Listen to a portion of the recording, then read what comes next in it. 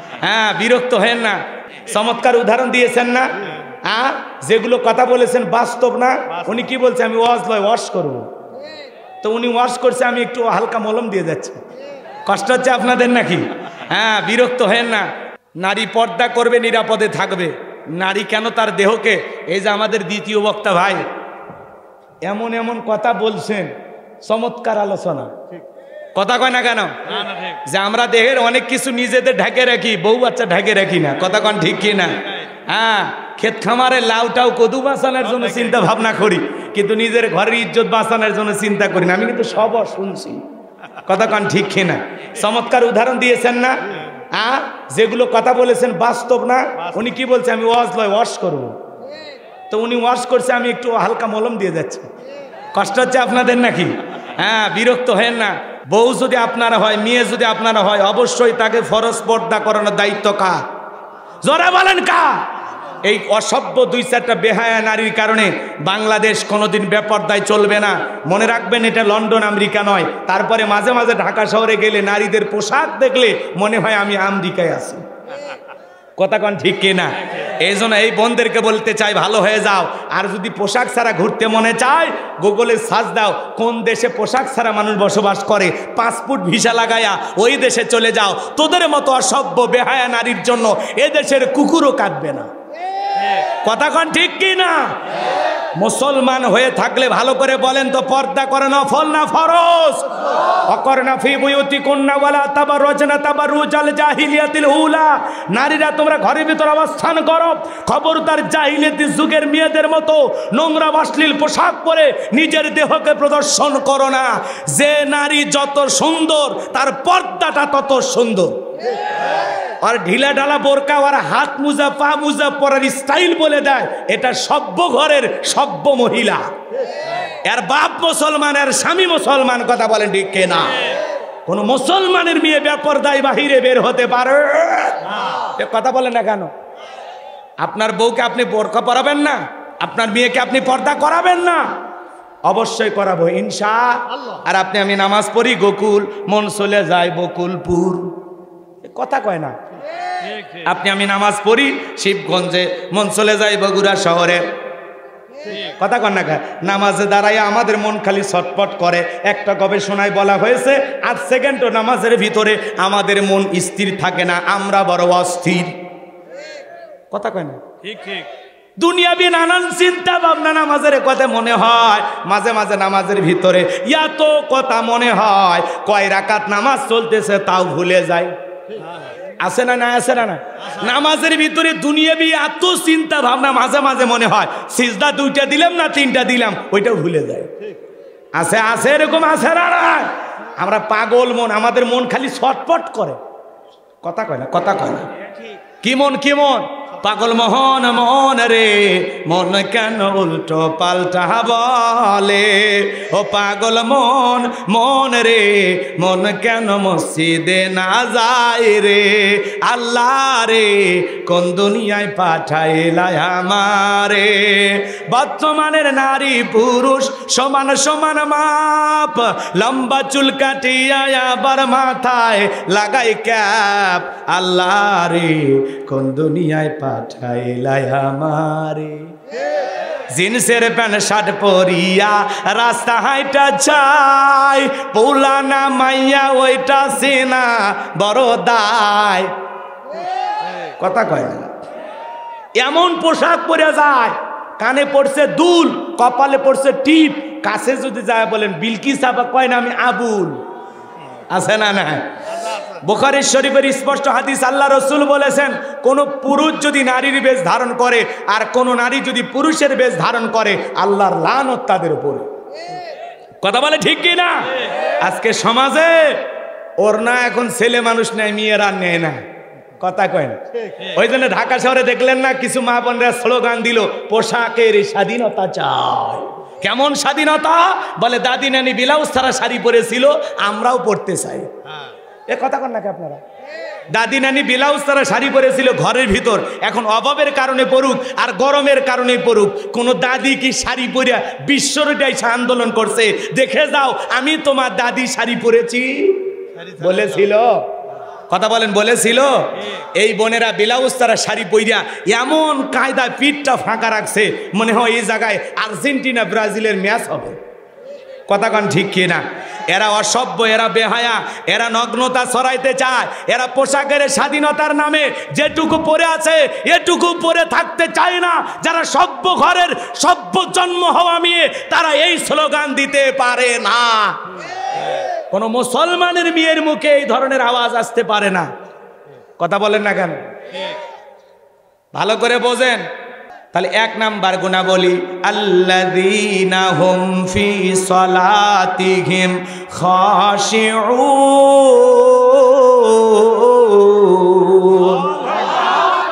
আমার আল্লাহ ডেকে বলেন, যারা নিজেদের সালাত বিনয়ের সহিত, নম্রতার সহিত, খুশু ভাব নিয়ে, আল্লাহর ভয় নিয়ে আদায় করে। আপনি আমি সালাত যখন আদায় করব, অন্তরে ভয় থাকতে হবে কার? তাফসীরি কারকেরা লিখেছেন বাজান, অন্তরের ভিতরে সুচিন্তা, দুশ্চিন্তা, বিবির কথা, ব্যবসা বাণিজ্যের কথা, দুনিয়াবি কোনো চিন্তা ভাবনা মনের মধ্যে রাখা যাবে না। আপনি আমি যখন মসজিদে সালাত আদায় করার জন্য, ব্যবসা বাণিজ্যের কথা, দুনিয়াবি রাজনীতির কথা, দুনিয়াবি যত চিন্তা ভাবনা আছে সব মসজিদের বাইরে রাইখা টেনশন মুক্ত হৃদয় নিয়া আল্লাহকে সিজদা দেওয়ার জন্য মসজিদে প্রবেশ করা লাগবে। তাহলে আপনি আমি যখন মসজিদে ঢুকবো, অন্তরে ভয় থাকবে কার? ইয়া আইয়ুহাল্লাযীনা আমানুত্তাকুল্লাহ, হে ঈমানদারগণ আমি আল্লাহকে ভয় করো। কিভাবে সালাত আদায় করবেন, কিভাবে আদায় করা দরকার, বিশ্বনবী কিভাবে সালাত আদায় করেছেন, ভাইয়েরা আমার শুনে যান।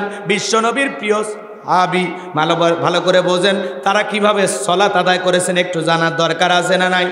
বিশ্বনবীর প্রিয়তমা স্ত্রী আম্মা জান আয়েশা রাদিয়াল্লাহু তাআলা আনহা বলেন, নবীজি এত লম্বা সময় নামাজের মধ্যে দাঁড়িয়ে থাকতেন, মাঝে মাঝে তাকায়া দেখতাম নবীজির পা মোবারক ফুলে উঠেছে। চিৎকার মেরে বলেন সুবহানাল্লাহ। একটা মানুষ কতক্ষণ দাঁড়ায় থাকলে পা ফুলে ওঠে, এবার চিন্তা করেন। লম্বা সময় নবীজি নামাজের ভিতর দাঁড়িয়ে থাকতেন। শুধু কি তাই, আম্মা জান আয়েশা আরো ডেকে বলেন, নবীজি এত লম্বা সময় ধরে সিজদা দিতেন, মাঝে মাঝে মনে হয় নবীজি আর কোনোদিন সিজদা থেকে মাথা উঠাবেন না। লম্বা সময় রুকু করতেন, লম্বা সময় সিজদা দিতেন। আম্মা জান আয়েশা ডেকে বলেন, একদিন রাতের বেলায় দেখি বিছানা ভিজে গেছে। আমি মনে করলাম পানি পরে ভিজে গেছে, কিন্তু না, আমি তাকায়া দেখি রহমতের নবী সিজদা দিয়ে এত কান্না করেছেন, কাঁদতে কাঁদতে সিজদার জায়গাটা ভিজে গেছেন। নবীজি যখন সিজদা থেকে মাথা উঠাইলেন, আমি জিজ্ঞাসা করলাম, নবী গো এত কান্না কেন করেছেন, কি হয়েছে আপনার? বিশ্ব নবী ডেকে বলে, আয়েশা আমি তো আমার জন্য কাঁদি না, আমি কাঁদি আমার গুনাহগার উম্মতের জন্য। আল্লাহর কাছে কেঁদে কেঁদে বলি, আল্লাহ আমার গুনাহগার উম্মতের গুনাহগুলো মাফ করিয়া দাও। বলেন সুবহানাল্লাহ। ও আয়েশা আমি কেঁদে কেঁদে বলি, আল্লাহ আমার গুনাহগার উম্মতকে তুমি জাহান্নামের আগুনে পোড়াইও না, আমার গুনাহগার উম্মতদেরকে তুমি জাহান্নামের আগুন থেকে মুক্তি দাও। যেই নবীর জীবনে কোনো গুনাহ নাই, কথা বলেন না কেন? জীবনে কোনো গুনাহ নাই, 63 বছরের জিন্দেগিতে একটিও মিথ্যা কথা বলেননি। বাজান গো আমার, ভালো করে বোঝেন, যেই নবী গুনাহ করেন নাই, নবীরা গুনাহ করেন না। নবীরা হলো জন্মের আগে মাসুম, জন্মের পরেও মাসুম। সুবহানাল্লাহ বলেন। ভালো করে বুঝেন বাজান গো আমার, যেই নবীর জীবনে কোনো গুনাহ নাই, সেই নবী দিনের মধ্যে 70 বারেরও বেশি ইস্তেগফার পড়তেন, তওবা করতেন। কথা বলেন ঠিক কিনা? ভালো করে বোঝেন। আপনার আমার জীবন তো গুনাহ দিয়া ভরা, তাহলে আপনার আমার তওবা করা দরকার আছে না নাই? নবী যদি সিজদা দিয়ে আপনার আমার গুনাহ মাফের আশা আল্লাহর কাছে দোয়া করেন, তাহলে আমাদেরও সিজদা দিয়া গুনাহ মাফের আশায় আল্লাহর কাছে দোয়া করার দরকার আছে না নাই? নিজেদের গুনাহ মাফের আশায় সিজদা দিয়া কাঁদতে হবে কার কাছে? আল্লাহর কাছে। আরো জোরে বলেন আল্লাহ ডেকে বলেন, ওয়াল্লাযীনা ইয়াবিতুনা লিরাব্বিহিম সুজদান ওয়া কিয়ামা। আমার আল্লাহ ডেকে বলেন, যারা রাত্রি জাগরণ করে আমি আল্লাহকে সিজদা দেয়, আমি আল্লাহর জন্য দণ্ডায়মান থাকে যুবক রে। 5 ওয়াক্ত নামাজ, 5 ওয়াক্ত সালাত, এটা তো ডিউটি, এটা তো আদায় করাই লাগবে। কিন্তু যারা গভীর রাতে যাই নামাজ পড়ে ঠান্ডা পানি দিয়ে ওযু বানায়া বিবির ভালোবাসা ত্যাগ করে রাতের 2টা 3টার দিকে উঠা যাই নামাজে নিরালায় নিবৃত্তিতে দাঁড়ায় যায়। এই নামাজ দুনিয়ার কাউকে দেখানোর জন্য নয়, এই নামাজ একমাত্র আল্লাহকে রাজি খুশি করার জন্য। কথা বলেন ঠিক কিনা? আপনি আমি সালাত আদায় করব কার খুশির জন্য? বলেন না, সালাতি ওয়া নুসুকি ওয়া মাহইয়ায়া ওয়া মামাতি লিল্লাহি রাব্বিল আলামিন। নবীজি আপনি বলুন, আমার নামাজ, আমার কুরবানি, আমার জীবন, আমার মরণ লিল্লাহি রাব্বিল আলামিন, আসমান জমিনের প্রতিপালকের জন্য। বলেন আল্লাহু আকবার। তাহলে গভীর রাত্রিতে তাহাজ্জুদের যাই নামাজে সিজদা দিয়ে চোখের পানি ছেড়ে দিয়ে আল্লাহর কাছে কেঁদে বলবো, আল্লাহ গুনাহ মাফ করে দাও, ওই কঠিন জাহান্নামের আগুন থেকে মুক্তি দাও। জাহান্নাম থেকে প্রার্থনা করব, বাঁচতে চাইবো কার কাছে? আরো জোরে বলেন।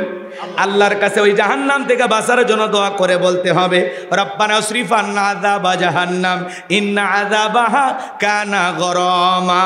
হে আমার রব, ওই কঠিন ভয়ঙ্কর জাহান্নামের আগুন থেকে আমাদের মুক্তি দাও। ওই জাহান্নামের আযাব, যন্ত্রণা, শাস্তি আমরা সহ্য করতে পারবো না। যেই জাহান্নামের শাস্তি বড় ভয়ঙ্কর। কথা বলেন ঠিক কিনা? ইন্নাহা সাআত মুস্তাকাররাও ওয়া মুকামা। আল্লাহ ডেকে বলেন, নিশ্চয় আবাসস্থল হিসাবে, বসতির জায়গা হিসাবে ওই জাহান্নাম কত না নিকৃষ্ট, কত না নিকৃষ্ট। জাহান্নাম সুখের জায়গা না, ওইটা হলো যন্ত্রণার কারখানা।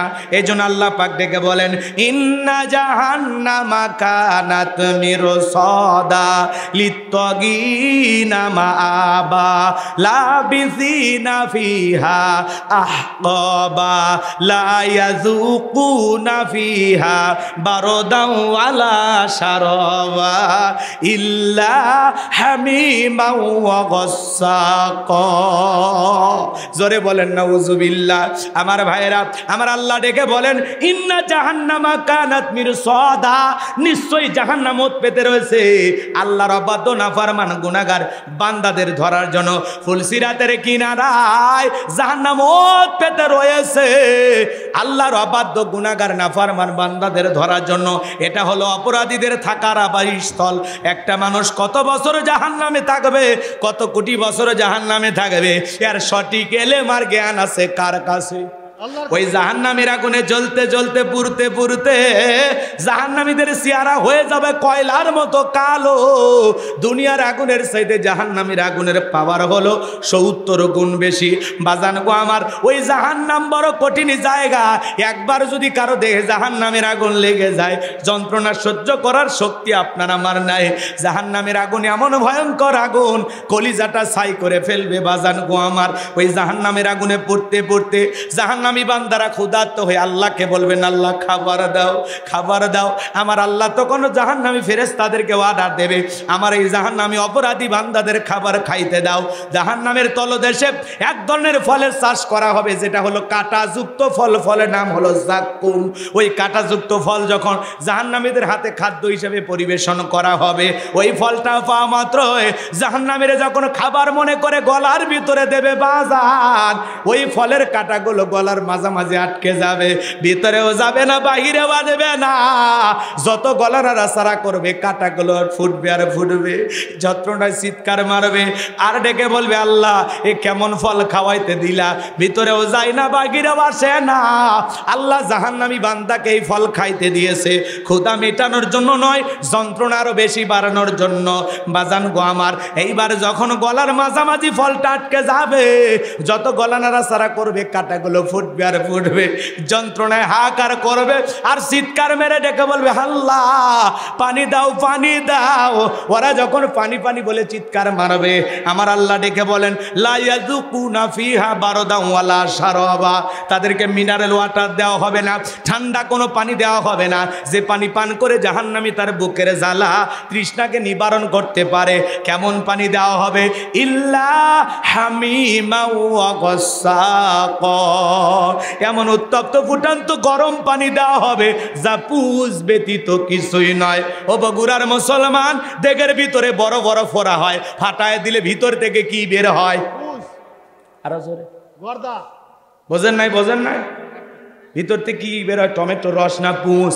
হাসপাতাল থেকে সংগ্রহ করে দেবো, 1 গ্লাস খাবেন, 50,000 টাকা দেবো, 1 লাখ টাকা দেবো, খাবেন? খাবেন? শুনে ঘৃণা লাগতেছে। সিসি হুজুর বলেন কি এগুলো খাওয়ার জিনিস? বাজান গো, সিসি কইরা লাভ নাই, যারা জাহান্নামে যাবে এটাই তাদের খাদ্য। ইল্লা হামিমা ওয়া গাসসাকা, এমন উত্তপ্ত ফুটান্ত গরম পানি তাদেরকে পান করাইতে দেওয়া হবে, যা পুষ ব্যতীত কিছুই নয়। ওই দুর্গন্ধওয়ালা পুষওয়ালা পানি যখন পান করবে বাজার, জাহান্নামীর লারি বুড়িগুলো গলে গলে পড়ে যাবে। জোরে কন্না উজুবিল্লাহ। আল্লাহ বলেছেন ওই পানিটা পান করা মাত্রই দেখের সুন্দর গোস্তগুলো খসে খসে পড়ে যাবে। জোরে বলেন না উজুবিল্লাহ। এই যদি হয় জাহান্নামের শাস্তি, এই যদি হয় জাহান্নামের আযাব, সেই জাহান্নাম থেকে বাঁচার জন্য সিজদা দিয়ে কান্না করব কার কাছে? আরো জোরে বলেন কার কাছে? বাজান গো, এই জন্য বিশ্ব নবী আপনার আমার গুনাহ মাফের আশায় আল্লাহর কাছে দোয়া করেছেন। নিজেদের গুনাহ মাফের আশায় আমরাও দোয়া করব। সাহাবায়ে কেরাম কিভাবে সালাত আদায় করতেন? তারা গভীরভাবে সালাতে মনোযোগ ছিলেন। আরে মরুভূমিতে সাহাবায়ে কেরাম যখন সালাত আদায় করতেন, মরুভূমির পাখিগুলো খেজুর গাছ মনে করে সাহাবীদের কাঁধের উপরে, মাথার উপরে বসে থাকতো। বিশ্বনবীর সাহাবীরা সালাতে এত মনোযোগ, কাঁধে পাখি পড়ে থাকে, তারপরেও টের পাইতো না। চিৎকার মেরে বলেন সুবহানাল্লাহ। আর আপনার আমার শরীরে একটা মশা পড়লে আগে মশা মার, তারপরে নামাজ ধর। এ কথা কর না কেন? পায়ে যদি মশা পড়ে, এক ঠ্যাং আর এক ঠ্যাংয়ের উপর তুলে দেখে খাবু খা। কথা কয় না কেন? আছে না নাই? আছে না নাই? বাজান গো, বিশ্বনবীর সাহাবায়ে কেরাম কিভাবে সালাত আদায় করেছেন। জিহাদের ময়দানে রাত্রিবেলায় নবীজি 2 জন সাহাবীকে পাহারাদার নিযুক্ত করলেন। এবার 2 জন সাহাবী কিছু সময় ডিউটি করার পর ডেকে বলে, ভাই আপনি বিশ্রাম করেন, আমি জাগ্রত থাকি। আবার আমি বিশ্রাম করব, আপনি জাগ্রত থাকবেন। তারা ডিউটিটা ভাগ করে নিলেন। এইবার নবীর এক সাহাবী বিশ্রামে চলে গেলেন, আর এক সাহাবী চিন্তা করলেন রাতের বেলায় খামাকা দাঁড়ায় সময় নষ্ট করে কি লাভ। তাদের ধ্যানে জ্ঞানে খালি ইবাদত। সুবহানাল্লাহ বলেন। সুবহানাল্লাহ। ভালো করে বোঝেন বাজান। এইবার নবীর সাহাবী নামাজে দাঁড়ায় গেলেন, কাফেররা টার্গেট করলেন এটা গাছ না মানুষ। তীর নিক্ষেপ করেছেন, একটা হাতের ভিতরে ঢুকে গেছে, আর একটা তীর নিক্ষেপ করেছেন, আর একটা হাতের ভিতরে ঢুকে গেছে। এইবার বিশ্ব নবীর সাহাবী নামাজ শেষে বন্ধুকে ডাক দিলেন, ডেকে বলে, ভাই জাগ্রত হন, আপনাকে বিশ্রামে পাঠে আমি নামাজে দাঁড়ায় গেছি, মনে করলাম অপচয়, সময় নষ্ট করে কি লাভ। কিন্তু দেখেন আমাকে টার্গেট করে তীর নিক্ষেপ করেছে। আজকে আমি যদি রাসূলুল্লাহর পাহারাদার না হইতাম, রসুলের সাহাবীদের পাহারাদার না হইতাম, আজকে আমি নামাজের ভিতরে এত মজা পাচ্ছিলাম, নামাজটা আমার কাছে এত ভালো লাগতেছিল, তীর আইসা যদি আমার দেহটা ক্ষত বিক্ষত করে দিত, আমার কলিজাটা ছিদ্র করে এপাশ ওপাশ করে দিত, তারপরেও আজকে আমি নামাজ ছাড়তাম না। সাহাবায়ে কেরামদের মনের অবস্থাটা দেখেন। সুবহানাল্লাহ বলেন। হযরতে তালহা রাদিয়াল্লাহু তাআলা আনহু সালাত আদায় করতেছেন। জঙ্গল থেকে সাপ এসে ছেলেটা খেলা করতেছিল, পেঁচিয়ে ধরেছেন। স্ত্রী মানুষজনকে ডাকলেন, ছেলেটাকে বিপদমুক্ত করলেন। হযরতে তালহা নামাজ শেষে জিজ্ঞাসা করে, বিবিরে বাড়িতে এত মানুষজন, ব্যাপারটা বুঝতে পারলাম না। দেখে বলে, স্বামী গো, আপনি যখন নামাজে দাঁড়ায় গেছেন তখন জঙ্গল থেকে সাপ এসে সন্তানটাকে পেঁচিয়ে ধরেছে, আমি মানুষজন ডেকে সন্তানটাকে বিপদমুক্ত করলাম। হযরতে তালহার স্ত্রী ডেকে বলে, স্বামী এত ঘটনা আপনার চোখের সামনে ঘটে গেল, আপনি কিছুই বলতে পারেন না। হযরতে তালহা ডেকে বলে, বিবিরে নামাজের মধ্যে মন যদি এদিক সেদিক চলে যায় তাহলে নামাজ তো আর নামাজ থাকে না। জোরে বলেন আল্লাহু আকবার। আর কত লো?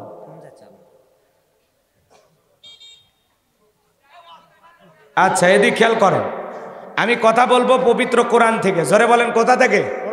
আরো জোরে বলেন কোথা থেকে? যদি কোরআন থেকে আলোচনা করি আপনাদের কোনো সমস্যা আছে? এই কোরআনের মধ্যে কোনো ভুল আছে? কোনো ভেজাল আছে? মিথ্যা আছে? ধোঁকা আছে? থাকবে কি করে? কিতাব সে আল্লাহ রাব্বুল আলামিন বলেন, যালিকাল কিতাবু লা রাইবা ফি, এটি এমন একটি কিতাব যেই কিতাবের মধ্যে কোনো সন্দেহ নাই, কোনো সংশয় নাই, কোনো মিথ্যা নাই, কোনো ধোঁকা নাই। There is no doubt. বলুন আল্লাহু আকবার। হুদাল্লিল মুত্তাকিন, মুত্তাকি বান্দাদের জন্য গাইডলাইন হিসাবে, পথ প্রদর্শক হিসাবে আসমান থেকে কিতাবটি নাজিল করেছেন কে? সেই কিতাবের আলোচনা শুনতে রাজি আছেন তো ইনশাআল্লাহ? আল্লাহ কবুল করুন, জোরে বলুন আমিন। তাহলে আমি আজকে কথা বলবো পবিত্র কোরআনুল কারীমের 23 নাম্বার সূরা। জোরে বলেন কত? আরো জোরে। সূরা নাম্বার 23, বাতিলের হবে 26।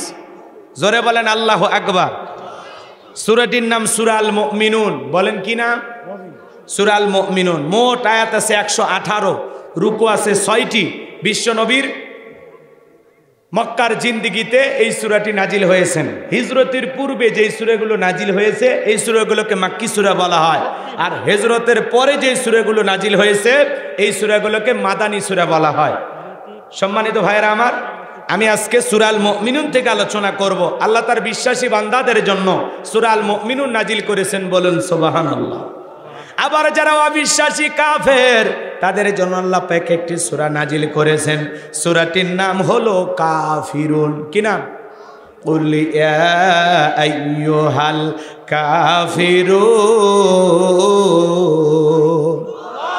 যারা অবিশ্বাসী কাফের তাদের জন্য আল্লাহ পাক একটি সূরা নাজিল করেছেন, সূরার নাম কাফিরুন। জোরে বলেন কি নাম? আর মুমিনদের জন্য, বিশ্বাসী বান্দাদের জন্য একটি সূরা নাজিল করেছেন, সূরার নাম কি? সূরা আল মুমিনুন। মুমিনও নয়, কাফেরও নয়, দুদুল্যমান, দুই নৌকায় পা দিয়ে চলে, দুমুখ সাপ, বৃষ্টি যেই দিকে ছাতা ধরে সেই দিকে, গুলালু মার্কা। কথা বোঝেন নাই? এদের নাম কি? মুনাফিক। আরো জোরে। মুনাফিক। মুনাফিকদের জন্য আল্লাহ পাক একটি সূরা নাজিল করেছেন। এই যে আপনারা ওয়াদা দিলেন, ওয়াদা ভঙ্গ করাও কিসের লক্ষণ? মুনাফিক। এই তো বোঝেন। মাশাআল্লাহ, চমৎকার শ্রোতা আপনারা। তো মুনাফিকদেরকে চেনা বড় কঠিন, কথা বলেন না কেন? এরা দুদুল্যমান, এরা অবস্থা বুঝে ব্যবস্থা নেয়, জব বুঝে কোপ মারে, এরা সুবিধাবাজ জিন্দাবাদ। কথা বলেন ঠিক কিনা? টাকা যেই দিকে দের ফতুয়া সেই দিকে, টাকা যেই দিকে দের দৌড় সেই দিকে। কথা বলেন ঠিক কিনা? এরকম আছে না? নয়। মুনাফিকদের স্বভাব হলো গাছের গোড়া কেটে মাথায় পানি ঢালে। কোন জায়গায়? চুপ করে থাকা ধোকাবাজ, চোখে তোদের নাহি লাজ, গোড়া কেটে মাথায় ডালো পানি, তোদের চিনি আর কতকাল করবি রে শয়তানি। মুনাফিকেরা সকালবেলা বলে আমরা ইসলামের পক্ষে আসি, বিকেলবেলা ইসলামের বিরুদ্ধে অবস্থান নেয়। কথা বলেন না কেন? মুনাফিকেরা বহুরূপী, এদেরকে চেনা বড় কঠিন। দাড়ি টুপি থাকার পরে মুনাফিক হতে পারে, হজ করার পরে আলহাজ মুনাফিক হতে পারে। রসুলের পিছনে নামাজ আদায় করে লোকটা যদি মুনাফিক হয়, আপনার আমার পিছনে নামাজ পড়ে তার চাইতে বড়টা হবে। কথা বলেন ঠিক কিনা? মুনাফিকেরা নিজের রাস্তা, নিজের পথ ক্লিয়ার করার জন্য নিজের হাতে রাতের আধারে মার্ডার করে, হত্যা করে, আর সকালবেলা ফুলের মালা লাশের ওপরে দিয়া শোক প্রকাশ করে বলে বড় ভালো লোক ছিল। ভালো লোক ছিল তো মাল্লি কেন? শয়তান। কথা কয় না? হ্যাঁ, মুনাফিকেরা নিজের দোষ অন্যের ঘাড়ে চেপে দেয়। কথা বোঝা গেল নাকি আরো গভীরে যাব? আমি আজকে মুনাফিকদেরকে নিয়ে আলোচনা করব না, আমি আলোচনা করব আল্লাহর ভিআইপি মুমিনে বান্দাদেরকে নিয়ে। বলুন সুবহানাল্লাহ। তাহলে সূরার নাম সূরা আল মুমিনুন। বলেন কি নাম? সূরা আল মুমিনুন। মোট আয়াত আছে 118, রুকু আছে 6টি। কোরআনুল কারীমের 23 নাম্বার সূরা, 18 নাম্বার পারার প্রথম সূরা। জবান ছেড়ে সবাই একটু মহাব্বতে আমার সাথে তিলাওয়াত করুন। আউযু বিল্লাহি মিনাশ শাইতানির রাজিম। বিসমিল্লাহির রাহমানির রহিম।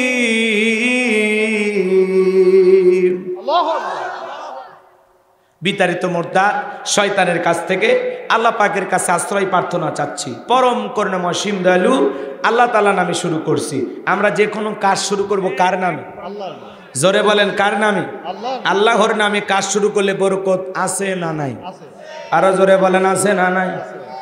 সম্মানিত ভাইয়েরা আমার, যে কোনো কাজের শুরুতে যদি আপনি বিসমিল্লাহ পাঠ করেন, যে কাজ আল্লাহর নাম নিয়ে শুরু করা হয় সে কাজে কল্যাণ আছে না নাই? আরো জোরে বলেন আছে না নাই? বিসমিল্লাহর পাওয়ার কথা, ফজিলত কত যদি বুঝাইতে যায় লম্বা হবে। সংক্ষিপ্ত একটা কথা আপনাদের উদ্দেশ্যে বলে যায়। আল্লাহর একজন বান্দি, অমুসলিমের ঘরে তার জন্ম। মুসলমানদের একটা দ্বীনি মজলিসে গিয়ে কোরআনের আলোচনা শোনার পর হৃদয়ের ভিতরে একটু পরিবর্তন হয়েছে। সিদ্ধান্ত নিয়েছে আমি কালেমা পড়ে মুসলমান হব। সুবহানাল্লাহ বলেন।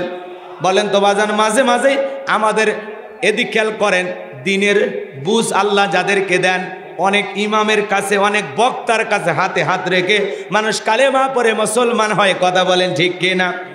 সংক্ষিপ্ত কথা 2 মিনিটে বলে দিয়া যায় বাজান গো আমার।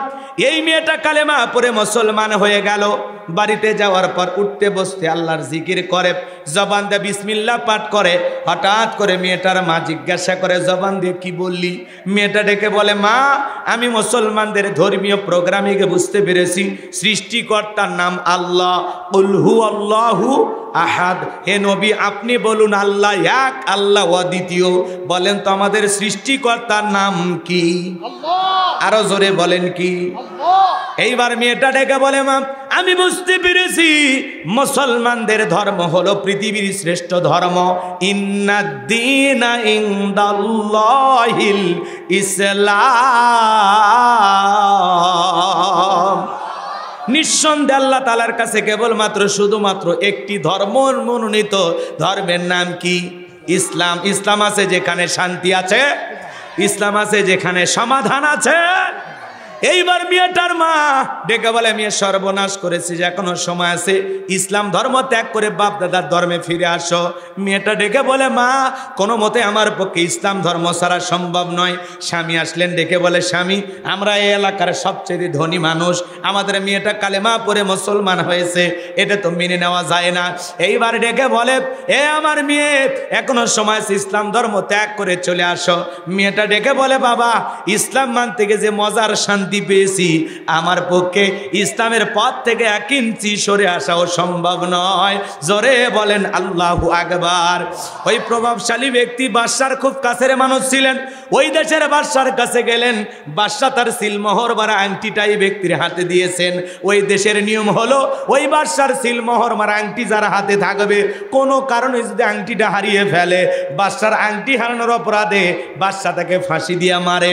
এইবার লোকটা ডেকে বলে, বাদশা আমি ব্যস্ত মানুষ, যদি আংটিটা হারিয়ে ফেলে দেই আপনি তোমাকে ফাঁসি দিয়ে মারবেন, অতএব আপনার আংটি হেফাজতের দায়িত্ব আমি পালন করতে পারবো না, তবে আমার মেয়েকে আমি এই দায়িত্ব দিতে পারবো যদি আপনি অনুমতি দেন। বাদশা ডেকে বলে, আমার কোনো সমস্যা নাই, মেয়েটার হাতে আংটি হেফাজতের দায়িত্ব দাও, কিন্তু অবশ্যই দেশের আইন সম্পর্কে মেয়েটাকে অবগত করবা। বাড়িতে যাওয়ার পর মেয়েটার হাতের মধ্যে আংটি দিয়ে ডেকে বলে, মা এইটা বাদশার সিলমোহর মারা আংটি, খবরদার তুমি যেন হারিয়ে না ফেলো। বাদশার আংটি হারানোর অপরাধে বাদশা কিন্তু ফাঁসি দিয়ে মারবে, আমি বাবা হয়েও তোমাকে বাঁচাতে পারবো না। মেয়েটা বিসমিল্লাহির রহমানির রহিম বইলা আংটিটা জামার পকেটের ভিতরে রেখে দিয়েছে। রাতের বেলায় বাবা কৌশলে মেয়ের ঘরের ভিতরে প্রবেশ করে আংটিটা জামার পকেট থেকে নিয়ে বাড়ির পাশে নদী ছিল, নদীর ভিতরে ছুঁড়ে ফেলে দিয়েছে। আর মনে মনে ভাবতেছে, মেয়েরে আগামী কালকে যখন বাদশার সিলমোহর মারা আংটিটা তোমার কাছে চাইবো, যখন ফেরত দিতে পারবা না, বাদশার আংটি হারানোর অপরাধে বাদশা তোমাকে ফাঁসি দিয়া মারবে। তুমি মুসলমান হয়েছো এ কথা প্রকাশও পেল না, আমার উঁচু মাথা নিচু হলো না, বংশের মুখে চুনকালি পড়লো না, তোমার কারণে আমার সম্মান নষ্ট হলো না। আপন বাবা হয়ে মেয়ের বিরুদ্ধে গভীর ষড়যন্ত্র করলেন, চক্রান্ত করলেন, কারণ একটাই, মেয়েটা ইমানদার মুসলমান। কথা বলেন ঠিক কিনা? ইসলাম মানতে গেলে আপন বাবা সন্তানের বিরুদ্ধে অবস্থান নেয়। কথা বলেন না কেন?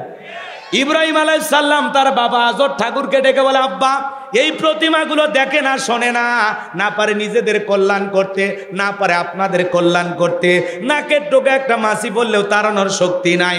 বাবা গো, দেবতার পূজা বাদ দিয়া এক আল্লাহর ইবাদত করো। আজর ঠাকুর ডেকে বলে, তুমি আমার দেবতার বিরুদ্ধে কথা বলো, আমার ছেলে হইয়া যাও, আমার চোখের সামনে থেকে দূর হয়ে যাও। ইব্রাহিম খলিলুল্লাহকে বাড়ি থেকে বের করে দিলেন। কথা বলেন ঠিক কিনা? শুধু এক আল্লাহর পথে দাওয়াত দেওয়ার কারণে আপন পিতাও সন্তানকে ঘর থেকে বের করে দিলেন।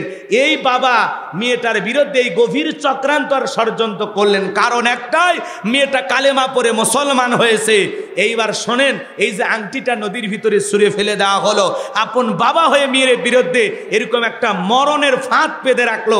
পুরো ঘটনাটাকে আপনারা শুনবেন। কারা কারা একটু হাত তোলেন তো বাজান, লিল্লাহে তাকবীর। হাত নামান বাজান গো আমার। তাহলে সূরার নাম সূরাল মুমিনুন। একটু জবান ছেড়ে সবাই তেলাওয়াত করুন, কদ ফালাহাল মুমিনুন।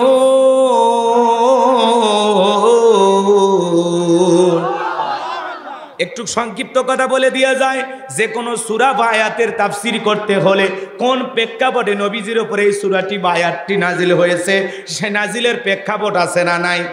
নাজিলের শানে নজুল জানার দরকার আছে না নাই? যদি শানে নজুল আলোচনা না করা হয় তাহলে তাফসীর বুঝতে সহজ, কঠিন হয়। আর যদি শানে নজুল আলোচনা করা হয় তাহলে তাফসীর বুঝতে সহজ হয়, বলুন সুবহানাল্লাহ। আর যদি শানে নজুল আলোচনা করা না হয় তাহলে তাফসীরের পরিপূর্ণতা পায় না। কথা কি বোঝা গেল?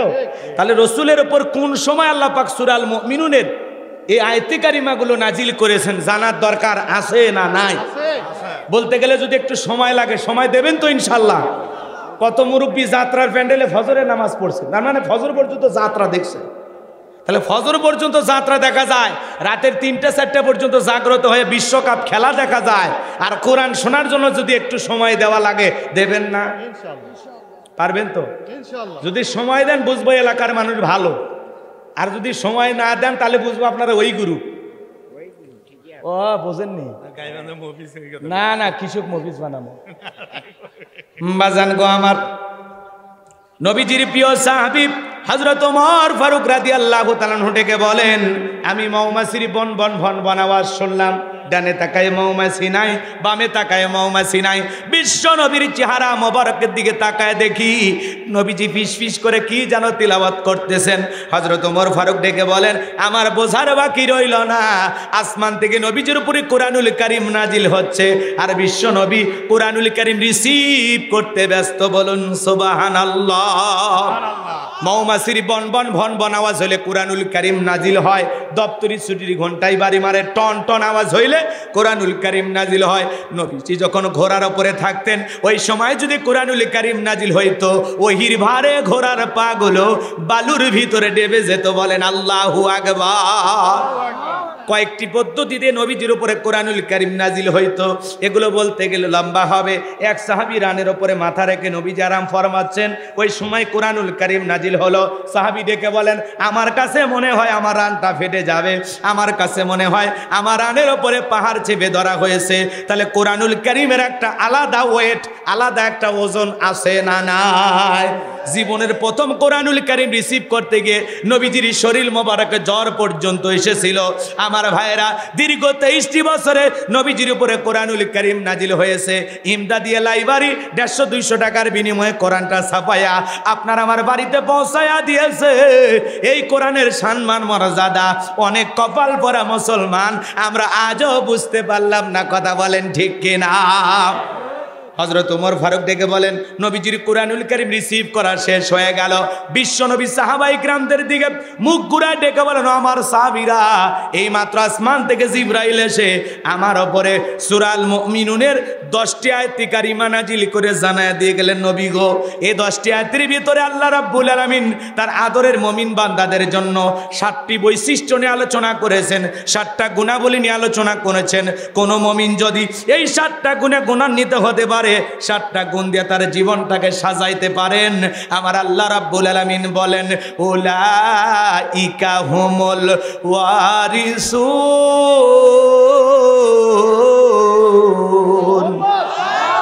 আল্লাযীনা ইয়ারিসুনাল ফিরদাউস হুম ফিহা খালিদুন। আমার আল্লাহ বলেন, তারা উত্তরাধিকারী হবে জান্নাতুল ফেরদাউসের, সেখানে তারা চিরকাল বসবাস করবে। আল্লাহ কোনোদিন জান্নাত থেকে বের করে দেবেন না। জোরে বলুন সুবহানাল্লাহ। আপনার আমার টার্গেট জান্নাত না জাহান্নাম? কারা কারা জান্নাতে যেতে চান দুই হাত তুলে আল্লাহকে দেখান। হাত তোলেন। সবাই জান্নাতে যেতে চান? জান্নাতে যেতে হলে 7টা গুণাবলী। জোরে বলেন কয়টি? আরো জোরে বলেন কয়টি? এই 7টা গুণাবলী অর্জন করতে পারলে, এই 7টা গুণ দিয়ে জীবনটা সাজাইতে পারলেই আপনি আমি জান্নাতুল ফেরদাউসের উত্তরাধিকারী হব। যদি জান্নাতে যাওয়ার বাসনা মনের ভিতরে থাকে, তাহলে এই 7টা গুণ কি কি জানার দরকার আছে না নাই? হাত নামান বাজান। আপনার আমার সকলেরই টার্গেট জান্নাত। কেউ আমরা জাহান্নামে যেতে চাই না, কথা বলেন ঠিক কিনা? আমার আল্লাহ আপনাকে আমাকে কত ভালোবাসেন জানেন? আল্লাহ ভালোবেসে মুসলমানের ঘরে জন্ম দিয়া জান্নাতের রাস্তায় একটু আগায়া দিয়েছে। সুবহানাল্লাহ বলবেন না? এরপরে বাজান গো আমার, পৃথিবীর শ্রেষ্ঠ ধর্ম ইসলাম ধর্মের মানুষ বানাইয়া জান্নাতের রাস্তা আল্লাহ আরেকটু আগায় দিয়েছে।